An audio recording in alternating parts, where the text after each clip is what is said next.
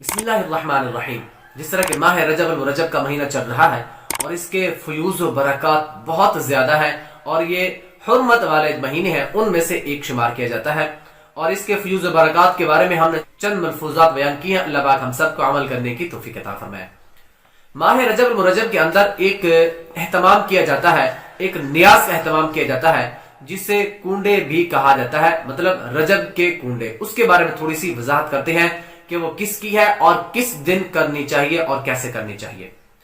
عاشقان صحابہ اہل بیت، مشہور تابعی بزرگ اہل بیت اطہار کے روشن چراغ حضرت امام جعفر صادق رحمت اللہ تعالی علیہ کے ایصال ثواب کے لیے کھیر پوریوں اور ٹکیوں وغیرہ پر فاتحہ خوانی کی جاتی ہے، جنہیں کنڈے بھی کہا جاتا ہے۔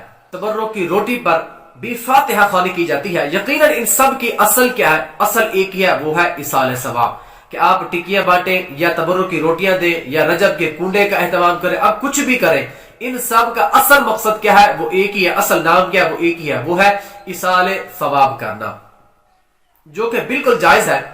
جبکہ کسی بھی معاملے میں شریعت کی خلاف ورزی نہ کی جائے تو جائز ہے۔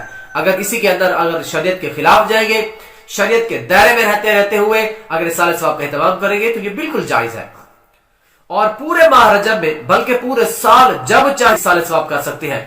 ضروری نہیں ہے کہ آپ صرف اسی مہینے کے اندر اور ایک ڈیٹ کے اندر کریں، بلکہ آپ ہر مہینے یا سال کے کسی بھی دن کے اندر کنڈوں کی نیاز کا ایصال ثواب آپ فاتحہ خوانی کروا سکتے ہیں، ایصال ثواب کا اہتمام آپ کر سکتے ہیں۔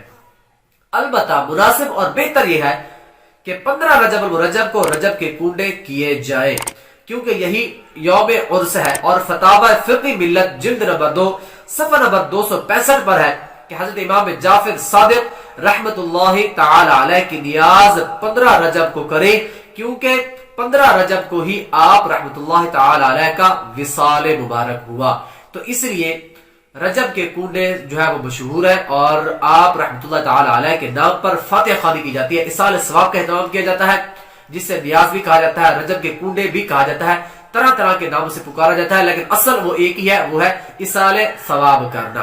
اللہ پاک ہم سب کو بھی عمل کرنے کی توفیق عطا فرمائے۔